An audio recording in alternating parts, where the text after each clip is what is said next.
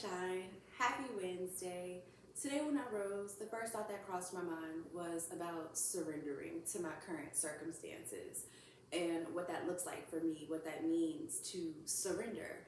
And a lot of the times we think that surrendering means to give up our power or to feel defeated or powerless or less than, when really surrendering is a form of freedom. It is a form of liberation.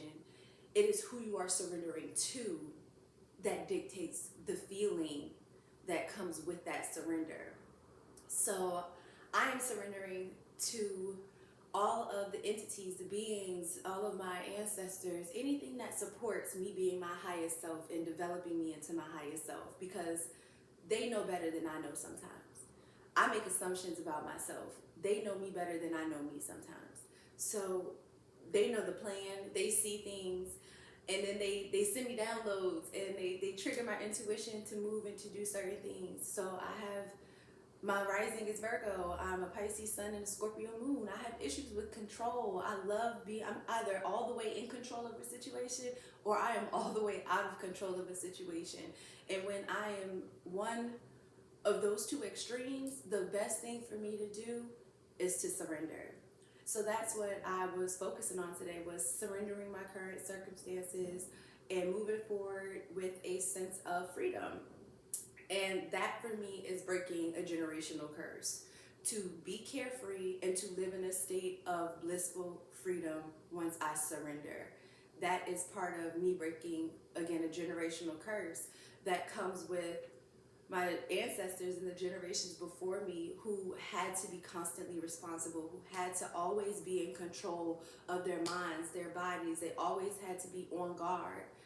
Part of my breaking that curse is for me to be carefree, for me to live to live a lot and to learn a lot while I'm doing it. They are watching me with joy and love in their hearts because I am doing things that they never could have imagined, that they never would have dreamed of. I have the luxury of freedom.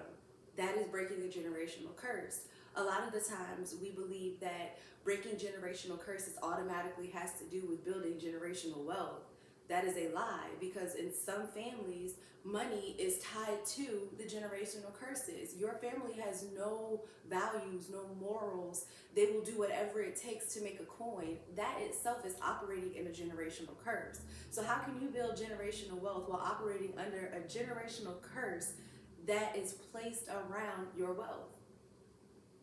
So when you think about what a generational curse is, look to your ancestors to figure out what were those traits that held our family back from doing the things that I want to do in my life.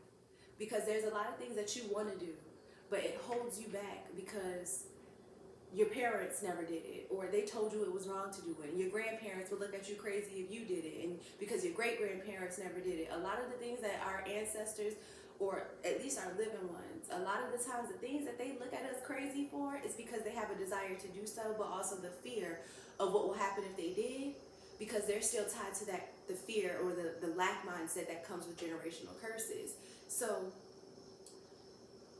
I say that to say, allow your intuition to guide you. Look to your ancestors for patterns and understanding what generational curses are in your family. Because a lot of the times, again, the advice that you hear from somebody else breaking their generational curses is completely different to situations that your family may have been in.